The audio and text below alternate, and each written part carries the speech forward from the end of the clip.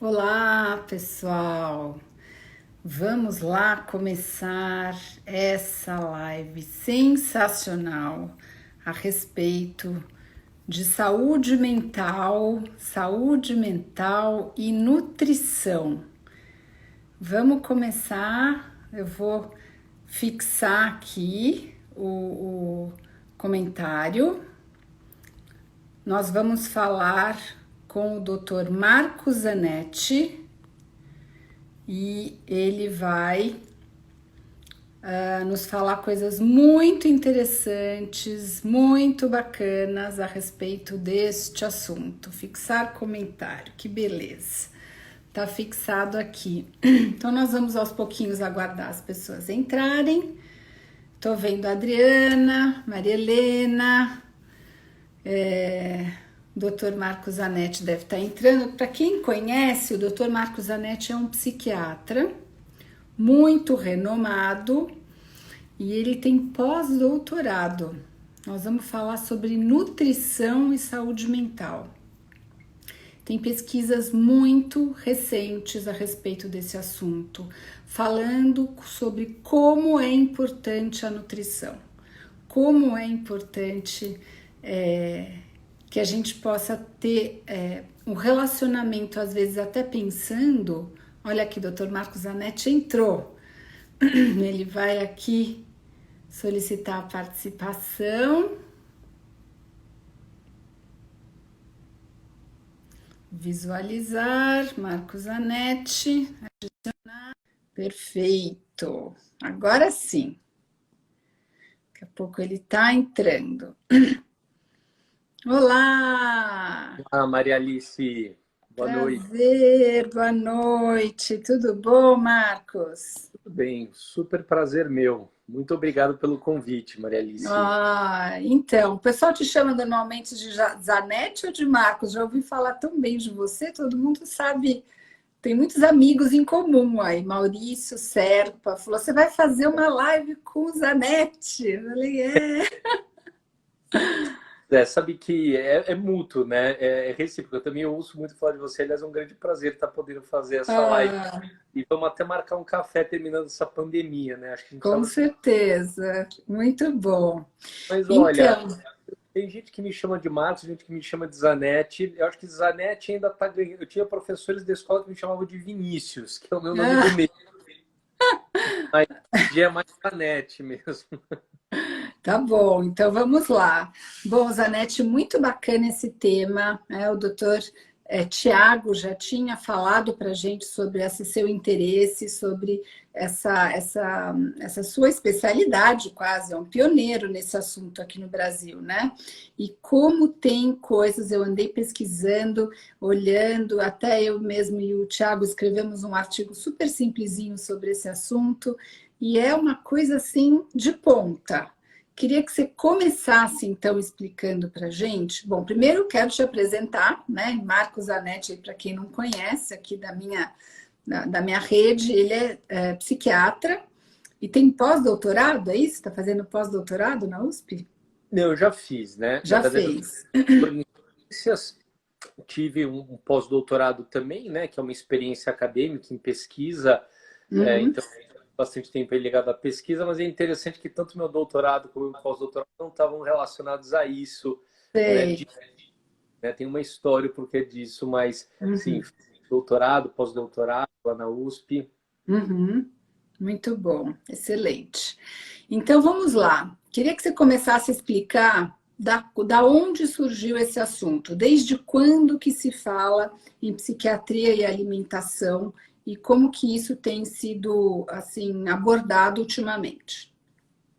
Pois é relativamente recente que se fala mais de forma mais incisiva e que isso está ganhando uma maior notoriedade na literatura científica, principalmente na literatura psiquiátrica, né? Uhum, Falar de alimentação e saúde em geral e saúde mental, isso já se fala há bastante tempo, eu diria de pelo menos há 10, 20 anos em outros meios, até que não a psiquiatria, né? Então talvez o meio da medicina funcional, né? Mesmo né, da medicina ortomolecular, né, independente Isso. de pessoas É. serem, gostarem ou não gostarem. Assim, o fato é que se fala muito dessa questão, né, o pessoal do ortomolecular já falava muito da questão dos micronutrientes, mas se a gente Uhum. buscar até antes, né, na homeopatia, há décadas atrás, eu diria que talvez até desde a década de 70 na Alemanha, o pessoal mais ligado à homeopatia já falava muito do aspecto do intestino, da importância do intestino, talvez não, obviamente não de forma tão refinada e precisa e detalhada como sabia hoje, né? E isso, Uhum. da forma como a gente conhece hoje, eu diria que é dos últimos 5, 10 anos e está sendo uma mudança de paradigma mesmo. Tá. Eu diria na literatura. E foi finalmente, né, abraçado pela psiquiatria. Hoje existe até a Sociedade Internacional de Pesquisa em Psiquiatria Nutricional. Sou membro da Sério? sociedade, mas tá tomando realmente um corpo de conotação.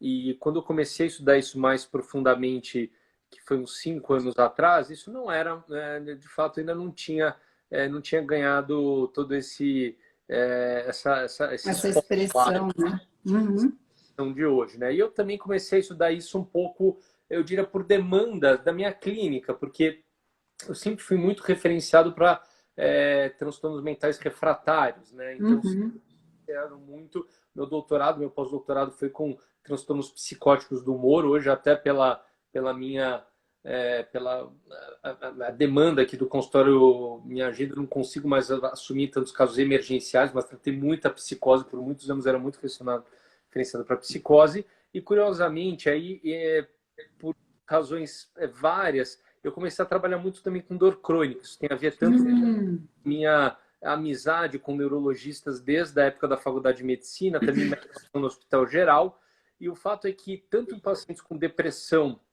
resistente aos tratamentos habituais, como pacientes com dor crônica resistente, eu fui observando cada vez mais ocorrência de distúrbios metabólicos e nutricionais e comecei a aprofundar Uhum. o meu estudo nisso, e o que eu vi é que muitos desses pacientes que não respondiam aos tratamentos habituais melhoravam com intervenções nutricionais ou nutracêuticas de suplementação. Agora, então, me conta isso, essa diferença entre a dieta e a suplementação. Então, assim, vamos dizer, se você tem uma depressão e você tem uma depressão refratária, adianta mudar a dieta e qual é o tipo de dieta precisa ter ou precisa realmente ter uma suplementação de alguma coisa específica?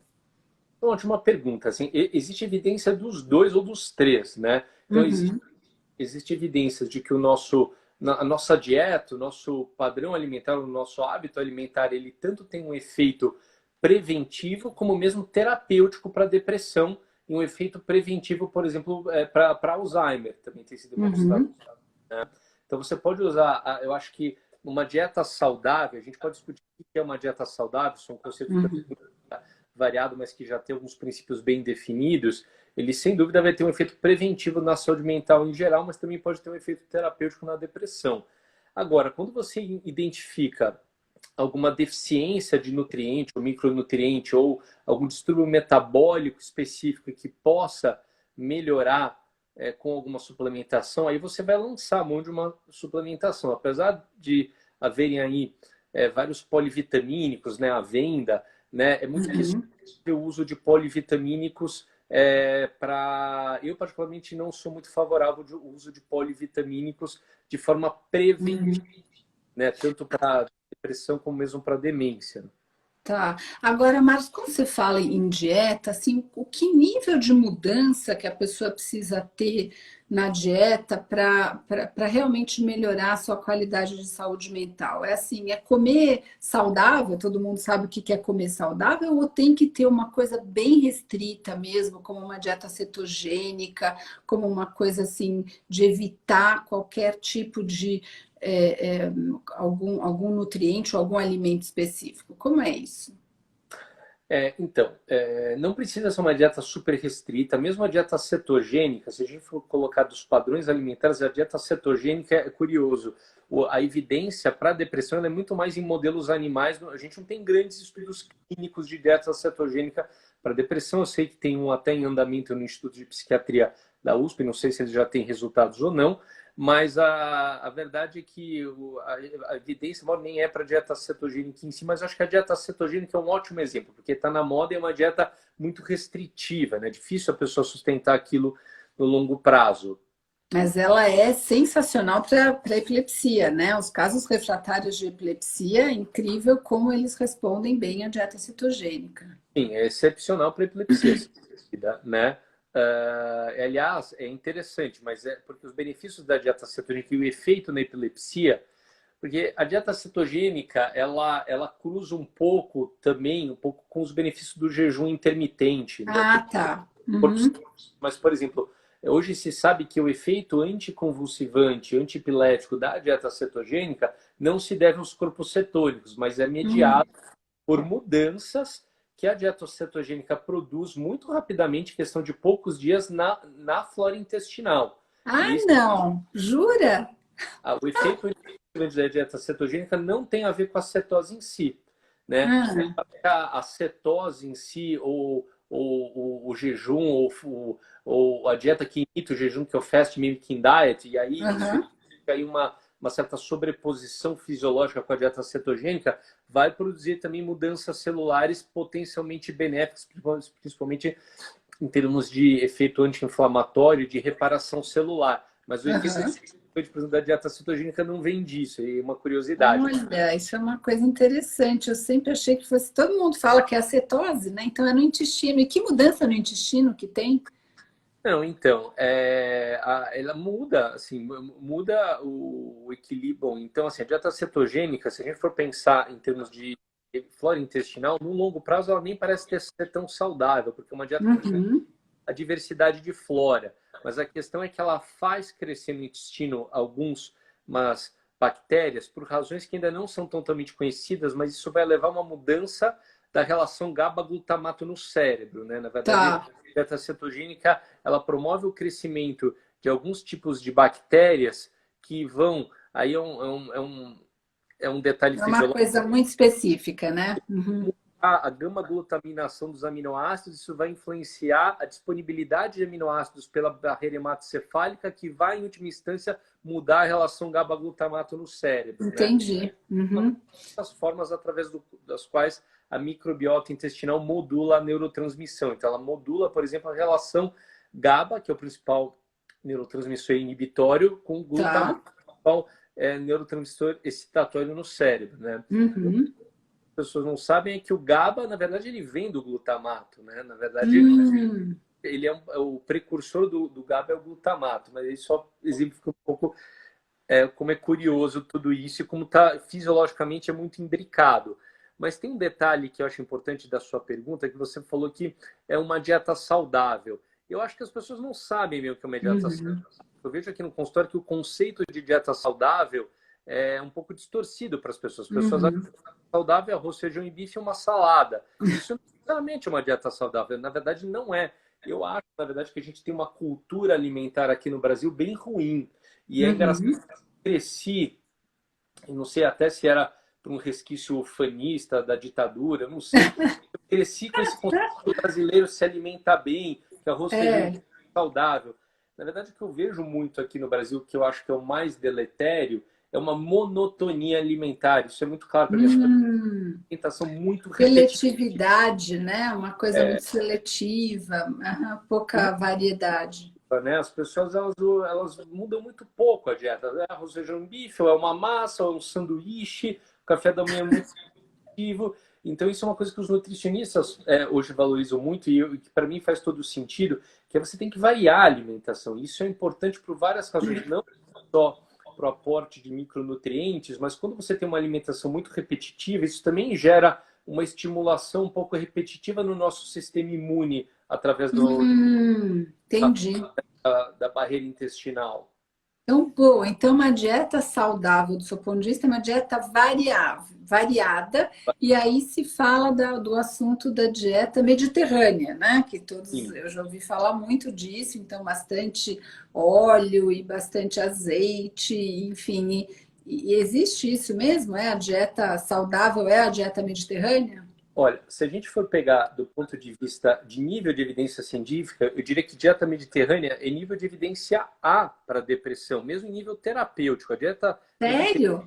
mediterrânea ela é o arquétipo da dieta mais antidepressiva, né? Ela não é a única dieta potencialmente antidepressiva. A gente pega os padrões alimentares orientais, o Oriente é diferente da dieta mediterrânea, ainda assim pode ter propriedades antidepressivas, mas a dieta mediterrânea é a dieta mais bem estudada para depressão e ela, de fato, tem efeito antidepressivo, tanto de prevenir depressão como um efeito mesmo terapêutico, né? De evidência de meta-análise, inclusive. Agora, o que tem na dieta mediterrânea que a torna tão antidepressiva? Então, primeiro é isso, é uma dieta muito rica, né, em fibra, e a gente sabe que a fibra ela é muito importante, até eu fiz um post, né, Eu semana vi. passada, fibras, e o butirato, né? O que é o butirato? Né? Hoje, na literatura, nos últimos 5 anos, o butirato, eu diria, ele é um grande aliado da saúde, tanto sistêmica como mental. Então, Uhum. é uma gordura, e vejam só, né? A nossa flora intestinal ela faz um milagre bioquímico, ela transforma fibra, que é um carboidrato não digerível, fibra solúvel, numa gordura, só que uma gordura Olha. metabólica. E essa gordura, ela tem várias funções fisiológicas importantes e vários benefícios para a saúde. Uhum. Ela é o butirato, que é a principal, são 3 gorduras de cadeia curta produzidas através, né, da ingestão de fibras. O butirato ele inibe a ativação de microglia, ele inibe inflamação cerebral, né? Então, Nossa. mais um dos mecanismos como a flora intestinal modula diversas funções, né, do nosso cérebro. E a alimentação, ela é o principal fator, né, que impacta a nossa microbiota intestinal. Então, a alimentação, ela vai impactar o cérebro de 2 maneiras. Primeiro, né, a alimentação ela vai fornecer nutrientes essenciais, e esses nutrientes essenciais eles são fundamentais para o funcionamento cerebral, para a produção de neurotransmissores, dentre outras coisas, manutenção celular, mas a alimentação também modula a microbiota intestinal e indiretamente modula a neurotransmissão, né, através desse efeito na microbiota intestinal. Então, a dieta mediterrânea ela vai ter um impacto, primeiro, de fornecer muitos micronutrientes, né, uma dieta rica em polifenóis, que são moléculas, como o próprio nome diz, cheia de fenóis e que, né, de uma estrutura química que se chama fenol e que tem um efeito antioxidante e que também tem um efeito positivo na flora intestinal. Então, Uhum. o que tem na dieta mediterrânea que a torna tão particular? Então, uma dieta rica em fibras, rica em polifenóis e micronutrientes, rica em gorduras boas, né, gorduras insaturadas, e uma dieta restrita em proteína animal. E aí é Tá. interessante, porque, por exemplo, nos Estados Unidos tem uma outra dieta muito famosa, não sei se eu vou falar, que é a DASH Diet. DASH é um acrônimo de Dietary Approach to Stop Hypertension. Então, Hum. diet, quando você compara ela, a DASH diet com a dieta mediterrânea, a DASH diet foi uma dieta desenvolvida lá por um consórcio de sociedades médicas, com o objetivo inicialmente de melhorar níveis de hipertensão, né? Mas ela é muito baseada na dieta mediterrânea, mas ela é mais permissiva em proteína animal. E aí, quando você Uhum. a DASH diet já não tem o mesmo efeito antidepressivo da dieta mediterrânea. E aí, remetendo para a nossa cultura alimentar aqui no Brasil, a minha opinião é que é uma dieta excessivamente rica em proteína animal. As pessoas ingerem proteína animal no café da manhã, no almoço e no jantar, seja através de leite derivados, frios, Uhum. dados, carne, Ô, ovo, Marcos, agora deixa eu te perguntar uma coisa. Essa história do microbiota, microbioma, tal, que é a flora intestinal, é isso? isso. O microbioma é o conjunto dos genomas da flora intestinal. Então, quando a gente fala Tá. em microbioma, a gente está falando de mapear os genes das bactérias, não só das bactérias, né? Porque a microbiota não é só bactéria, principalmente bactéria, mas tem fungo, também tem outros micro-organismos. Mas microbioma é o conjunto dos genomas, ou seja, do conjunto dos genes da flora Então, intestinal. então dá para fazer mesmo um exame. Existe um exame que possa ser feito para identificar qual é o seu genoma e o que seria a dieta mais adequada, é isso? Então, aí são exames, então são coisas É. diferentes. Ah, Quando a gente fala em mapear a flora intestinal, e hoje existem alguns exames, né? Agora explodiu. Nesse último ano, acho que explodiu a quantidade de laboratórios oferecendo, né, exames para mapear a flora intestinal, né? Isso tem que ser olhado com muita cautela. Eu peço uhum, exames, né, de vez em quando, mas eu acho que os colegas têm pedido de uma forma muito pouco conscienciosa e sem saber interpretar. E a verdade uhum. é que para interpretar corretamente esse exame, não dá, você não consegue apenas interpretar ele com o mapeamento de flora intestinal, você tem que interpretar ele com um conjunto de outros resultados. Mas a questão é, mapear a flora intestinal, hoje você mapeia ela através da identificação do genoma dos micro-organismos. Por quê? Tá. Porque a sensibilidade de você fazer um exame de cultura fecal é muito baixa, né? E leva Sim. então, na verdade, se padronizou de você mapear a flora intestinal, né, através da avaliação do genoma, mas do DNA dos micro-organismos, identificando os micro-organismos através do DNA deles. Agora, isso Perfeito. Então, quer dizer, não é nem o genoma da pessoa, é o dos micro-organismos que habitam a flora. sim, mas aí você Tá. tem um tipo de exame, então esse é um tipo de exame, você mapear a flora intestinal através do microbioma, né? Então, através Uhum, do genoma dos micro-organismos nas fezes, né? uhum. Também tem uma série de limitações. É um exame que eu vejo, sim, um valor, mas ele tem limitações e para você interpretar ele, você tem que saber dessas limitações e também tem que saber que não dá para interpretar ele isoladamente. Você precisa de um conjunto de outros exames também para interpretar ele adequadamente. Por exemplo, como está a digestão daquela pessoa. Então, na minha opinião, não dá para você interpretar um mapeamento de flora sem um outro exame que chama coprológico funcional, que é para ver o quão eficiente está a digestão da pessoa. Mas aí você tem um outro tipo de exame, que são os testes ou exames nutrigenéticos. Que Hum. Nossa, é, que coisa complexa é, tudo isso, né? Gente, você deve tratar muito mais que psiquiatria, deve vir gente de todo lado tratar com você, porque acho que dieta vai, né? Imagina, deve ter a ver com toda a saúde como um todo, não só a saúde mental.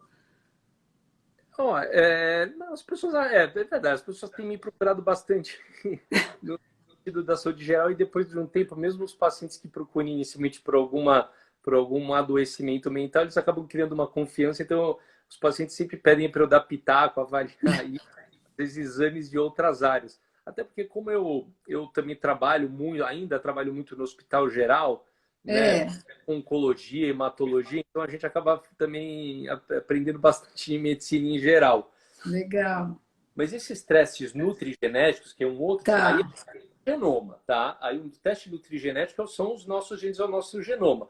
Teste nutrigenético, o princípio, a ideia é muito semelhante do teste farmacogenético, né? Então, o teste farmacogenético é um teste que avalia variantes do nosso genoma que influenciam como a gente vai reagir aos fármacos. No caso do teste nutrigenético, então são testes genéticos que avaliam variantes herdadas, como variantes genéticas herdadas do nosso genoma vão responder a diferentes tipos de nutrientes, micronutrientes, né? Dietas ou micronutrientes.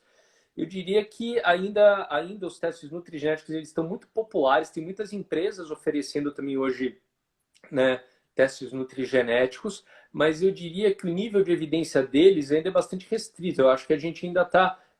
Eu acredito que esses testes eles vão evoluir. É um campo que deve se desenvolver muito, né, ao longo dos próximos anos, a nutrigenética. Mas eu acho que os testes disponíveis hoje, o que tem sido ofertados hoje, muitos pacientes eles já, né, chegam para mim com brochuras, né, propagandas de testes nutrigenéticos. Eu acho que eles estão prometendo algo que ainda está aquém das evidências disponíveis. E eu acho que mais importante do teste é quem interpreta como você está falando, né? Não adianta ir por aí sair fazendo teste sem ter a pessoa de fato que vai fazer a interpretação disso. Agora, olha só, né, assim, porque imagina, a gente conversou quase meia hora, eu tenho aqui 12 perguntas para. Tá, Eu estou nossa, preocupada porque eu tenho muita coisa eu para para perguntar. perguntar.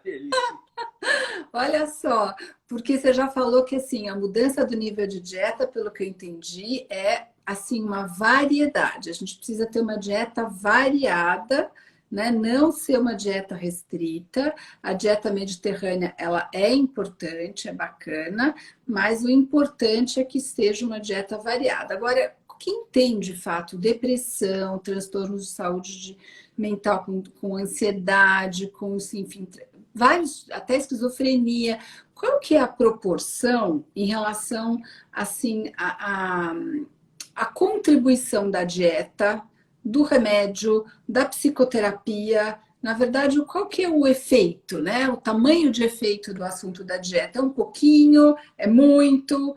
Vale a pena investir nesse assunto? Ou pode ficar lá tomando seu antidepressivo e só dar uma mudadinha na variedade?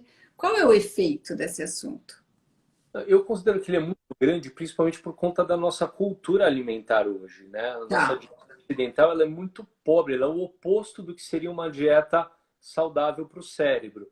E isso é muito convergente com o que a gente observa, né? Tanto a gente observa na prática clínica, mas também resultado de estudos que mostram, né, que, por exemplo, quando você pega pacientes com depressão, apenas 30% dos pacientes com depressão, né, depois de 6 anos de tratamento, eles atingiram uma melhora sustentada. Então, a minoria dos pacientes hoje que ainda atinge uma melhora sustentada. Eu não acho que isso seja tudo a dieta. Eu acho que também tem muito do controle emocional e do aspecto da personalidade. Uhum. Tem que individualizar. Não dá, a gente não tem hoje, nem sei se metodologicamente é factível, um estudo populacional, quer dizer, com uma grande Tá. de pessoas com depressão para avaliar qual é a contribuição da dieta, qual é a contribuição, por exemplo, do controle emocional, na verdade, você tem uma correlação entre os dois. Por exemplo, É que, assim, em psicoterapia, vou puxar a sardinha aqui, né? Em terapia cognitivo-comportamental, tem ensaios clínicos bem interessantes mostrando os efeitos da terapia cognitivo-comportamental, por exemplo, no transtorno depressivo maior, em comparação à medicação. Então, tem alguns estudos que mostram que a terapia cognitivo-comportamental ela pode ser tão eficaz quanto a medicação. E assim, às vezes a associação das duas, com certeza, é o padrão ouro para tratamento. Agora, e o peso da dieta nisso, né? Quando você tem uma pessoa de fato com bastante dificuldade, com bastante problema. não, então, é que é difícil separar esses fatores. Então, eu vou te dar um Tá. exemplo. Pacientes que pior se alimentam no consultório são os pacientes com personalidade borderline. Péssimo. Os jovens com borderline, porque eles são impulsivos, eles são imediatistas, eles comem muito mal. Então, existe uma correlação aí entre esses fatores, né? Então, é Tá. difícil você separar. O que acontece é que, assim, uma deficiência de nutriente, ela pode ser tanto um fator desencadeante causal da depressão, como pode ser um fator agravante ou perpetuador. Porque Uhum. para o medicamento funcionar, existem alguns pré-requisitos fisiológicos. Se a pessoa Hum. é deficiente de nutrientes essenciais, por exemplo, para a produção de neurotransmissores, o medicamento não vai funcionar como ele deveria. Ou aquele Uhum. vai deixar de fazer efeito. Né? A psicoterapia é fundamental, é super importante. Né? Eu não tenho dúvida que a melhor combinação no tratamento da depressão primeiro, assim, quadros leves, eu nem acho que precisem de medicação. Né? Eu não tenho dúvida que a melhor combinação para a depressão é psicoterapia e mudança de hábitos de vida, incluindo, mas não só alimentação.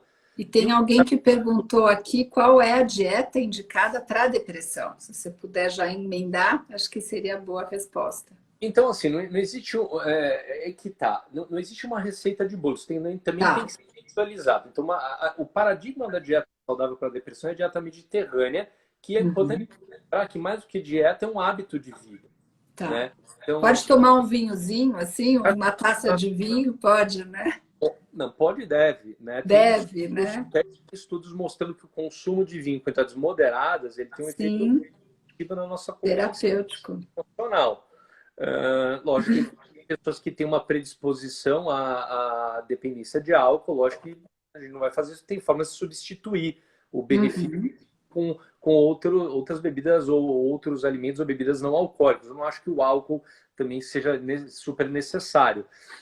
A questão é que é importante lembrar que a dieta mediterrânea ela é um estilo de vida, envolve você fazer uma pausa para almoço e não comer atropelado, como a gente come hoje, às vezes em pé, às vezes no meio, né, Fazer sabe, uma siestinha, assim, siesta, ou comer junto, comer às vezes em família, né? Coisa que a gente foi se perdendo, mas que tem a ver com a mastigação, com você comer com calma, com o impacto também que a ansiedade gera na nossa homeostase intestinal, né? Mas se a gente for pensar do ponto de vista de macronutrientes, uma dieta ideal para o cérebro ser uma dieta rica em fibras, rica em micronutrientes, rica em polifenóis, então uma dieta rica, né, em vegetais, legumes, berries, né? Legal. Gorduras saudáveis, por exemplo, abacate, azeite, Uhum. uma dieta rica em ômega 3, então peixes, para um ótimo peixe que os brasileiros... É engraçado, o brasileiro quando vai para Portugal adora comer sardinha, comer sardinha. Comprar essa tilápia de cativeiro, que é um nada nutricional, ou salmão de cativeiro também, que também sardinha é um peixe rico em ômega 3 pequeno, então menor risco de você consumir metais pesados, né? E é super barato no mercado, né? Ô, Marcos, tem alguém perguntando, acho que é bem oportuno, se tem algum livro ou assim, alguma leitura indicada para a gente conhecer melhor a dieta mediterrânea, essa filosofia mediterrânea, você indica alguma coisa? Eu acho uma ótima pergunta, que tem tanto material na internet, assim, vocês Run Diet ou dieta mediterrânea na internet, vai aparecer tanto material, certo?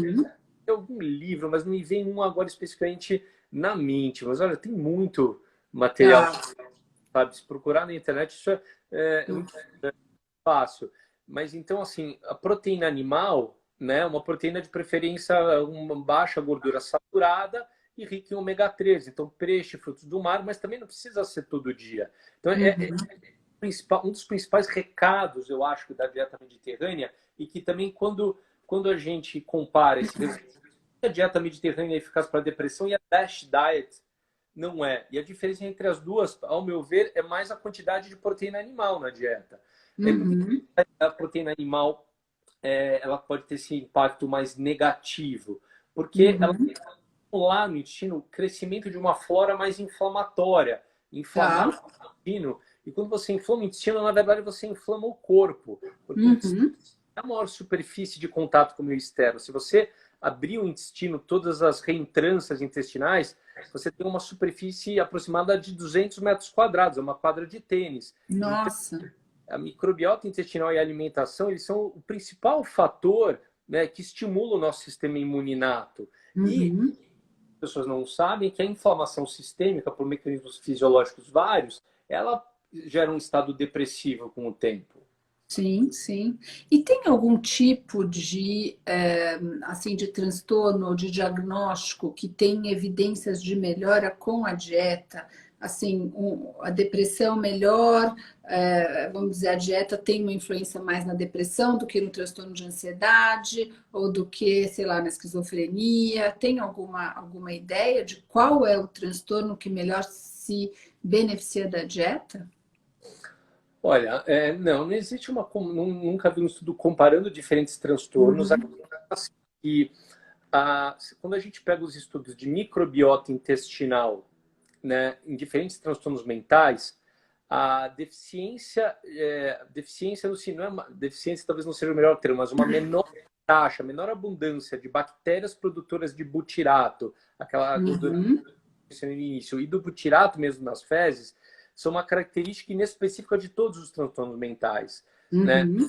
Então, na verdade, a dieta mediterrânea, ela tem um efeito potencial terapêutico na depressão, mas sabidamente ela tem um efeito também muito positivo na cognição. Então, ela vai tender a melhorar o funcionamento cognitivo, mesmo em outros transtornos mentais. Eu realmente eu não acredito, por exemplo, que a dieta por si só ela só vai ser suficiente para estabilizar um paciente com uma bipolaridade. Tá, claro, Pode no indivíduo com esquizofrenia, mas ela pode melhorar o prognóstico a longo prazo, melhorando a inflamação sistêmica, melhorando o funcionamento cognitivo, né? Então, essas abordagens alimentares dietéticas, né, elas, sem dúvida, melhoram o quê? Sintomas depressivos e cognitivos. Elas dificilmente melhoram a ansiedade por si só, se bem que tem, né, alguns estudos sugerindo que alguns conservantes, principalmente nitratos, piora em aceleração em pacientes com transtorno bipolar e potencialmente deixa as pessoas mais ansiosas. Mas o que eu realmente acho que a intervenção alimentar melhora é sintoma depressivo e cognitivo, mas isso também é Perfeito. efeito benéfico em outros transtornos mentais no longo prazo. Agora, Marcos, e o assunto? Eu vejo muita gente falando, né? A história do tipo sanguíneo e a dieta. Isso é mito ou é verdade? Ah, o tipo O precisa comer dieta tal, o tipo B precisa não sei o quê.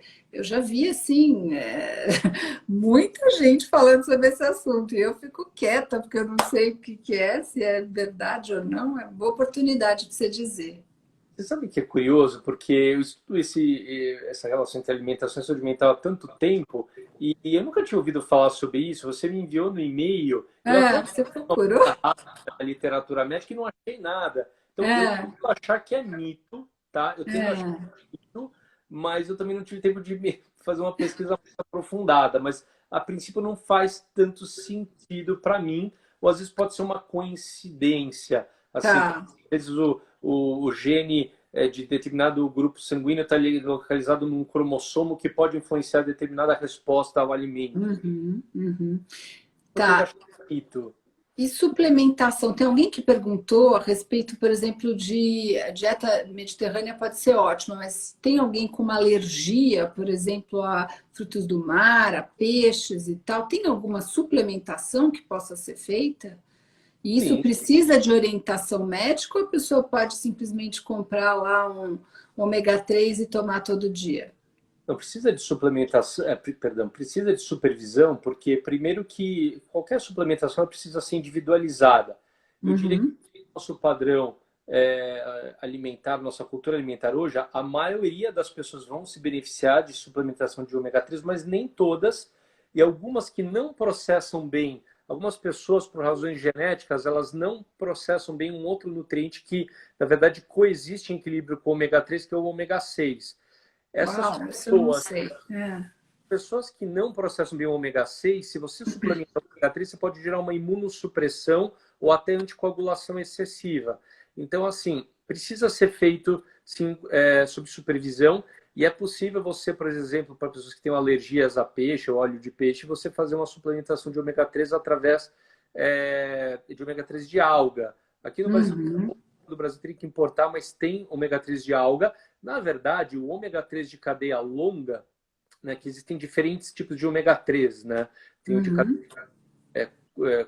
curta, que é o vegetal, por exemplo, óleo de linhaça, que está no óleo de linhaça, que assim, também tem propriedades benéficas, mas o efeito fisiológico é diferente do cadeia longa ou cadeia muito longa.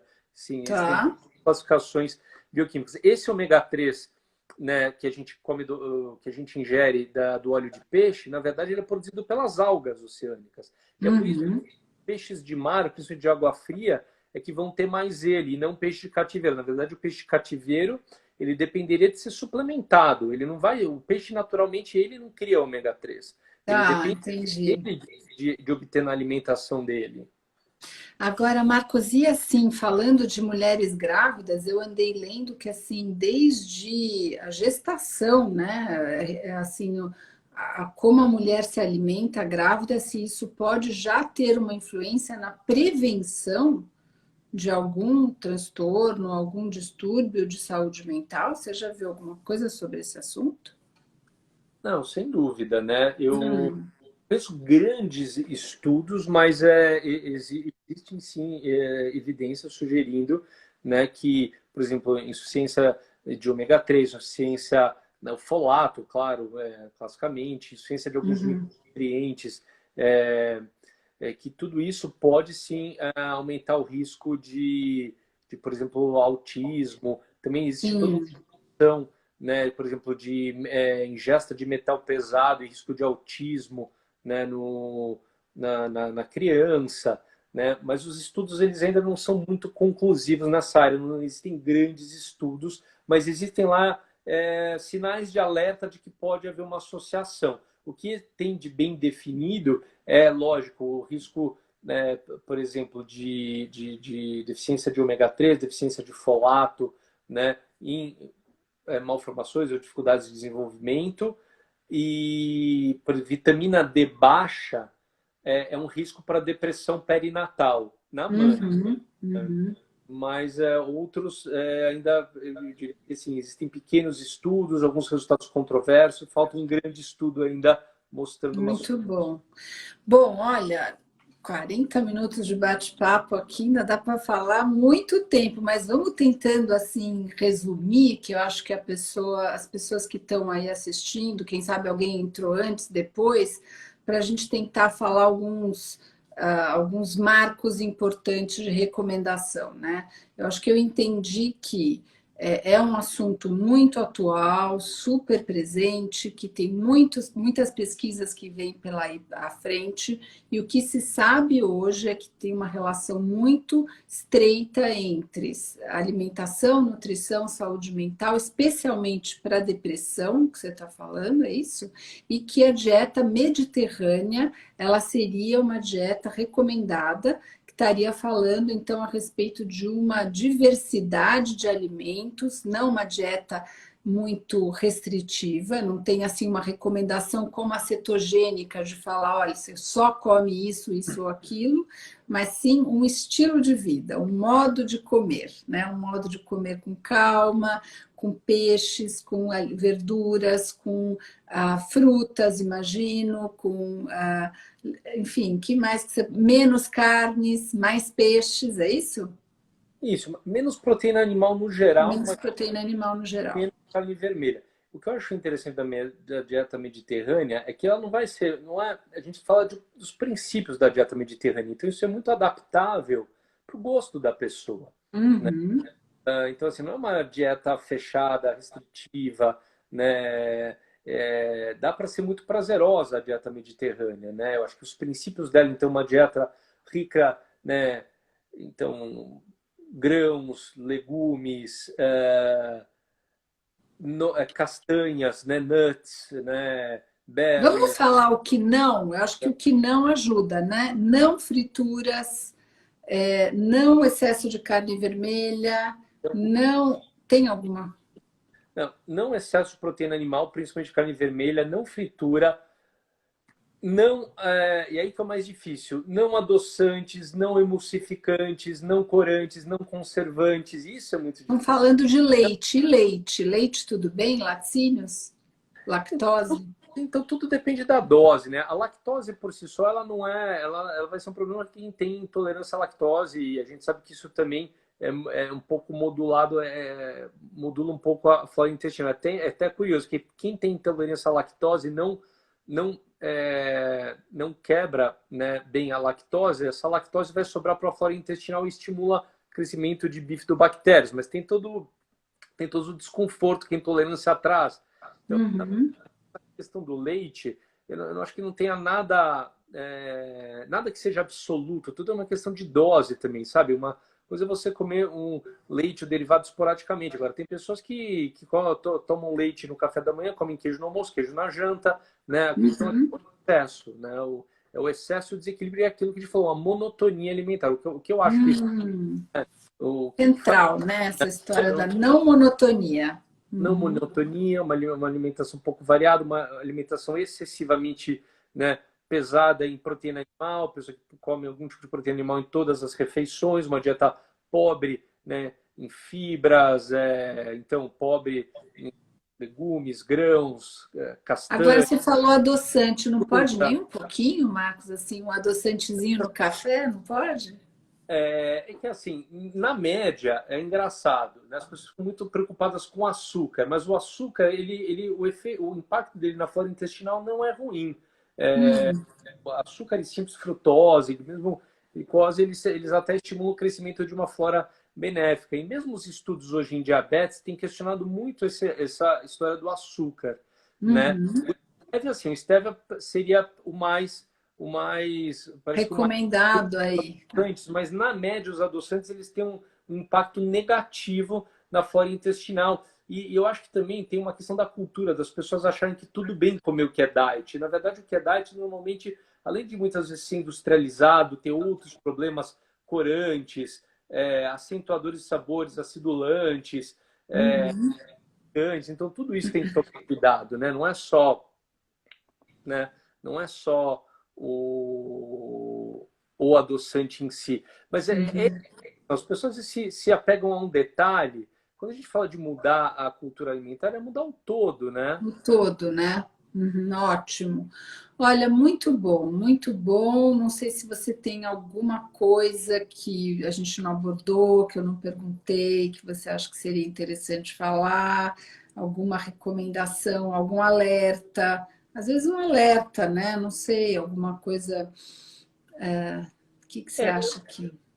eu acho que o alerta que eu faria é cuidado com tudo que é muito radical, né? Então, hoje Tá. está muito na moda a história do jejum intermitente, né? Hum, Vou fazer em breve uma live com uma amiga, Laís Murta, falar justamente da cronorregulação alimentar, né? Mas, por exemplo, hoje as pessoas, por exemplo, pacientes com anorexia estão usando o jejum intermitente como álibi para não comer. E não é assim, aham. né? Então, cuidado com essas dietas da moda, cuidado com modismos, cuidado com ter muito Radicalismos, radical. né? Eu acho que o importante é procurar desenvolver um estilo de vida mais saudável, então, Uhum, perto do orgânico, né? Porque uhum. vai evitar um monte de conservantes, acentuadores de sabores, emulsificantes, né, que também são muito negativos para a saúde intestinal. É para ser prazeroso e dá para ser prazeroso, então não precisa ser algo sadomasoquista. E teve Ótimo. perguntou, né, qual dose de vitamina D. Né, vitamina D também agora virou um paradigma. Tem um monte de profissional aí pregoando tratar a depressão com vitamina D. Né? Veja bem, vitamina D é um conceito super complexo, tem que ser individualizado. Né? Eu gosto, por exemplo, de não sei o que quando a pessoa perguntou dose, a dose recomendada para tomar, eu acho que tem que ser muito individualizado, porque claramente tem pessoas que produzem mais ou menos já naturalmente vitamina D, tem pessoas que absorvem melhor ou pior, então a gente tem sempre que estar tateando. Mas Muito bom. aproveitar para esse comentário que a vitamina D, né, ela em monoterapia, né, a vitamina D por si só, ela não parece ser eficaz para a depressão. Na verdade, porque a gente sabe que a deficiência de vitamina D ela torna o organismo da pessoa resistente para a ação dos antidepressivos. Então, para o antidepressivo agir, você precisa estar com um bom nível de vitamina D, que quer dizer uma vitamina D aí a 25-hidroxi, idealmente entre 30 e 40.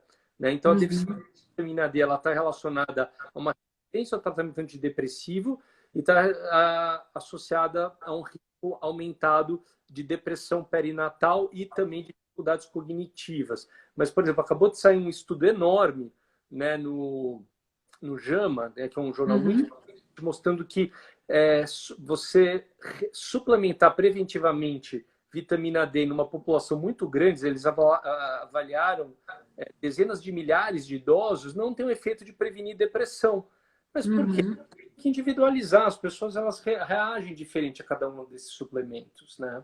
Olha, Marcos, daqui a pouco a gente vai cair de tanto tempo que a gente está aqui batendo papo e o Instagram vai cortar a gente. Mas eu queria deixar assim avisado que quem não conseguiu assistir vai ficar gravado aqui no meu perfil. Depois a gente tem transformado também as lives em podcasts, que está no podcast da Clínica Plenamente, no Spotify. E eu também tenho tentado colocar também no próprio YouTube, porque as pessoas acho que às vezes não têm Instagram e aí querem assistir de um outro lugar.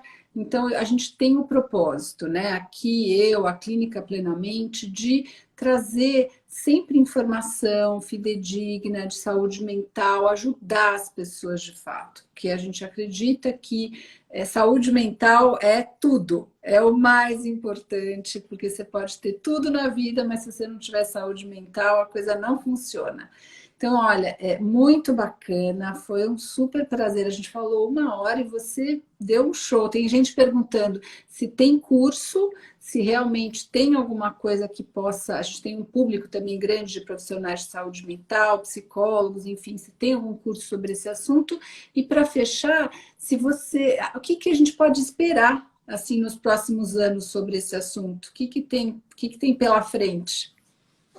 Eu acho que nos próximos anos, eu acho que alguns desses conceitos vão ficar mais bem definidos, principalmente a associação em alguns nutrientes, algumas situações, né? Como a gente falou, por exemplo, a questão da gestação. Uhum. e também dos testes nutrigenéticos. Eu acho que isso é um campo que tende a crescer, ainda está incipiente, mas tende a crescer. Em relação a cursos, eu já ministro alguns workshops nessa área, mas eu estou organizando algum curso maior de saúde, na verdade, de nutrição em psiquiatria, nutrição em saúde mental. Eu e a minha amiga Laís Murta, uma nutricionista Legal. muito presente aqui na rede social. Então, em breve, a gente deve divulgar nas nossas redes sociais. Ótimo. Avisa que daí eu divulgo aqui também para você, para o nosso público. Mas eu acho que é um tema que vai crescer bastante, sim, e também probióticos, né? Mas olha, Perfeito. quero super agradecer de novo o convite, a oportunidade. Foi um grande prazer, Maria Alice. Muito obrigada, Marcos. Acho que as pessoas vão te procurar, tenha assim, mais público aí e aguarde, porque quem sabe a gente tenha mais assuntos para falar sobre isso. Muito obrigada, boa noite, boa semana para você. Tudo de bom. Obrigada, viu? Boa noite a todos. Tchau, tchau, gente.